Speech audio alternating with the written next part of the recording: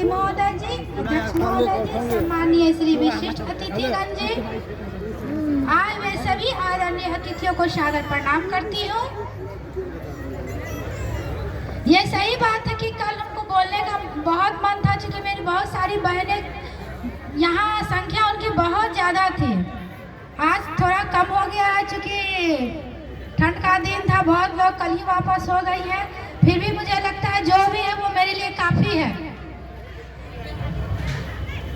और विशेष योगदान भी इस महाधिवेशन को बनाने में बहुत मान भाव का है। उनको भी मैं विशेष आभार देती हूँ। अब मैं अपने नारी शक्ति की ओर ही ज़्यादा करती हूँ कि वो हमारी बात को ध्यान से सुनिए, क्योंकि मौका ये हम लोगों को बार बार नहीं मिलने वाला है। ये जो अधिवेशन हुआ है ये बहुत मेहनत से हुआ है। इसके पीछे हम लोग अपने स्तर से इसको नहीं कर पाएंगे, इसीलिए इसमें जो मौका है उस मौका को ध्यान में रखते हुए आप लोग इसमें जो भी जुड़ना चाहते हैं सक्रिय रूप से जुड़िए। जैसे कुछ दिन पहले जो है कहलगांव में कमलापुरी विवाह भवन का उद्घाटन समारोह हुआ था, जिसमें माननीय रानी दीदी भी आई थी और वहाँ के जो अध्यक्ष थे, जो भी हमारे सभी मिलकर के वहाँ पे हम लोगों को प्रोत्साहित किए। और इसके वजह से आज मैं यहाँ पर हूँ आपके सामने। पवन भैया का भी इसमें विशेष आशीर्वाद रहा। उन्होंने आपके सामने एक प्रदेश अध्यक्षा के रूप में प्रस्तुत किया, इसके लिए उनको विशेष धन्यवाद। और चूँकि कहलगांव में वहीं मेरा ससुराल है, वहीं से मेरा उद्गम स्थल भी है, मतलब महिला संगठन का मेरे लिए। तो वहाँ पे मैं बहुत कम समय में बहुत मेरा मजबूत संगठन बन पाया है। और वहाँ जो संगठन मेरा है मुश्किल से 1 महीने ही हुआ है, फिर भी वहाँ मेरी बहनें इतना मुझे सराहा है और मेरे काम के प्रति उनका समर्पण रहा, जिसके वजह से वहाँ पे मेरा 2-3 कार्यक्रम बहुत सफलतापूर्वक हुआ है। इसलिए कहलगांव की बहनों को भी मैं इस मन से बहुत बहुत धन्यवाद देती हूँ।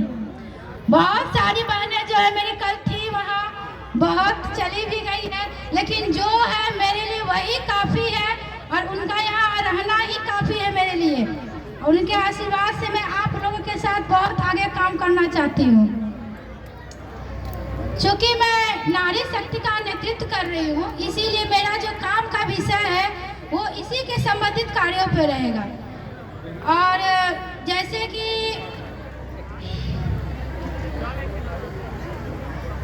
पहला मेरा है, सबसे बड़ा मेरा ध्येय है कि हमारा संगठन बने।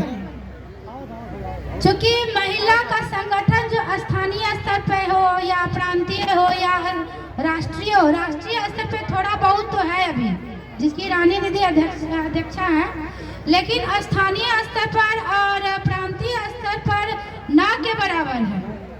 अगर वो है भी तो वो एक उसका गठन का स्वरूप नहीं है। तो इसलिए सबसे पहले जरूरी है कि इसका संगठन हो और ये एक मजबूत रूप में हो, जो कि कोई भी काम करने के लिए अगर जरूरत पड़े तो उस गठन के द्वारा हम कर सके। तो सबसे पहला है कि हमको गठन कैसे बनाना है। गठन का, चूँकि मैं बिहार के से बिलोंग कर रही हूँ, मेरा जो है जिम्मेदारी जो है बिहार प्रदेश के लिए है, तो हम ज़्यादातर बिहार प्रदेश की महिलाओं को बोल रही हूँ। यहाँ ग्रामीण क्षेत्र ज़्यादा है, तो आप हर ग्रामीण क्षेत्र पे स्थानीय स्तर पर जो देख रहे हैं कि इसमें रूप जो जुड़ना चाहती है, जो उनको कुछ करने का जज्बा है, उनको जोड़िए। जोड़ करके आप आपस में एक संगठन बनाइए, छोटा छोटा 1-2 मीटिंग रखिए। उससे क्या होगा, आपका गठन मजबूत होगा। जब महिलाएं एक समुचित मात्रा में गठित हो जाए तो उसमें देखिए कि आपको क्या करना है, किसको अध्यक्ष बनाना है, किनको उपाध्यक्ष बनाना है, किनको सचिव बनाना है, किनको कोषाध्यक्ष बनाना है। क्योंकि किसी भी गठन के लिए 5-6 पद जो है बहुत जरूरी है। तो एक तो कहता है कि ठीक है हम काम करेंगे, काम करना ठीक है, लेकिन जब एक पद मिल जाता है, एक जिम्मेदारी उसको विशेष दी जाएगी, तो वो जो संगठन है एक सुचारू रूप से चल सकता है। मैं इसी संगठन के लिए 2 लाइन बोलना चाहती हूँ। बताती हूँ। कमलापुरी का चाहिए था एकाध गो। कभी दरिया के भीतर भी समंदर जाग उठता है, कभी दरिया के भीतर भी समंदर जाग उठता है। मिले सम्मान हीरे सा, मिले सम्मान हीरे सा, तो पत्थर जाग उठता है। धन्यवाद। देखिए, इसीलिए कहते हैं संगठन को बनाइए और संगठन में पद भी निर्धारित करिए। ये आप लोग को स्थानीय स्तर पे सबसे पहले जरूरी है। तो सबसे पहला काम आप लोग यही करिए, अपने अपने स्थानों पर स्थानीय स्तर पे गठन कीजिए। एक वो उसका जब संगठन बन जाए तो उसका जिला अध्यक्ष है, जिला अध्यक्ष का तो मैं मनोनीत कर दूंगी। आपका जब गठन बनेगा तो जिला अध्यक्ष का जो पद होगा वो मैं मनोनीत कर दूंगी। जिला अध्यक्ष का ये अधिकार होगा कि वो अपने आय व्यय उपाध्यक्ष, सचिव, कोषाध्यक्ष का वो गठन करेगी। तो आप लोग सबसे पहले यही कीजिएगा। दूसरा, हमारा सामाजिक दायित्व भी बनता है। ये दायित्व बहुत बड़ा है, लेकिन इसको आप बहुत छोटे स्तर से बहुत अच्छे तरीके से कर सकते हैं। सबसे पहला है कि हमारे वर्ग में बहुत सारी कमजोर, सामाजिक रूप से कमजोर महिलाएं हैं, तो उनको आप सहयोग कर सकते हैं, संगठन के द्वारा सहयोग कर सकते हैं। जब आपका संगठन बन जाए तो आपको उसको क्रियान्वित करना है, ना बैठे नहीं रहना है। तो काम किन विषयों पे करना है? पहला काम है कि हमको जो सामाजिक रूप से कमजोर महिलाएं हैं उनको सहयोग करना है। ये सहयोग बहुत तरह से हो सकता है।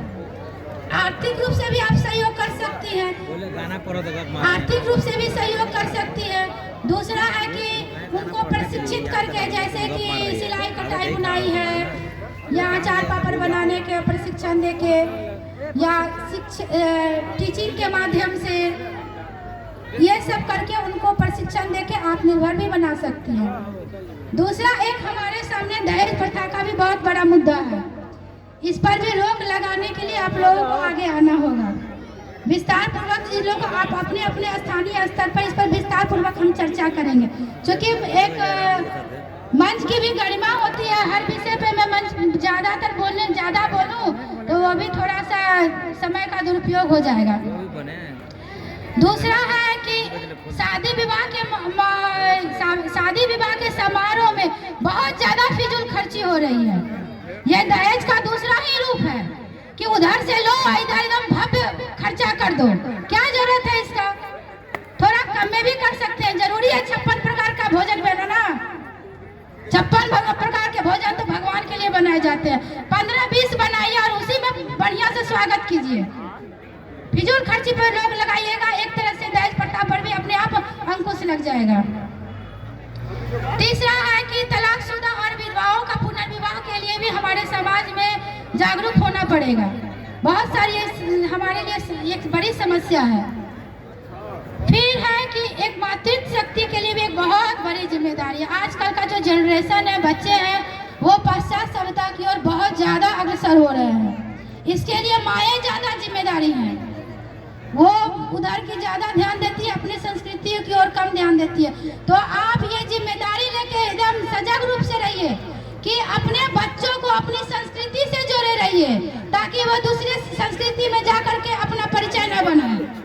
अपनी संस्कृति की महिलाओं से, अपने समाज की लड़कियों से शादी करें। लड़कियों को भी इसके लिए होना चाहिए कि दूसरे कास्ट में जा रही है, कोई अगर जा रही है तो उसको हम रोक नहीं रहे हैं, वो गलत नहीं है, वो हर चीज कानूनी रूप से उसको मान्यता प्राप्त है, लेकिन उसको आकर्षित करना ये आप लोगों की जिम्मेदारी बनती है, वो आप कर सकते हैं। फिर है कि बहुत सारे विषय है, क्या बोलूं, ठीक है, इतना तो काफी है, इस पर आप काम कीजिए। सबसे पहले संगठन पे आप लोग ध्यान दीजिए, और आप लोगों का बहुत ध्यान से मेरी बात सुने, इसके लिए बहुत बहुत धन्यवाद। और हम अपने महिला बिहार की जो मैं प्रदेश अध्यक्षा हूँ, इसके लिए मैं अपने संगठन में जो विशेष अधिकार के लिए भी 2-4 महिलाओं का चयन कर चुकी हूँ, लेकिन उनके पदभार अभी नहीं दी हूँ। अगर मेरा काम यहाँ हो जाता है तो उसको भी मंच पर मैं ला करके घोषित कर दूंगी। 22 तारीख को अयोध्या में रामलला जो है मंदिर में विराजमान हो रहे हैं। तो आप लोग सबसे जब जाइएगा अपना संगठन बनाइएगा, छोटा स्तर पर आपको मौका है, उस दिन आप लोग रामलला का जो है आप लोग प्रज्वलित करिएगा उनके स्वागत में, और आप लोग गठन भी कर लीजिएगा। धन्यवाद, सभी को मेरा प्रणाम। बहुत बहुत धन्यवाद रश्मि गुप्ता जी, जो ये बिहार प्रदेश महिला अध्यक्षा हैं। अच्छा, मंच संचालक के द्वारा मुझे एक जिम्मेदारी सौंपी गई है, और ये जरूरी भी है कि जिन्हें भी विवाह के लिए योग्य लड़का और लड़की है वो रजिस्ट्रेशन करवाना चाहती है तो आइए, और मंच पे यहाँ पे है उसका प्रावधान, उसमें आप अपना लिखित रूप से दीजिए। धन्यवाद, बहुत बहुत धन्यवाद। बहुत बहुत अच्छी बातें कही है कि कम से कम स्वजातीय में शादी होनी चाहिए।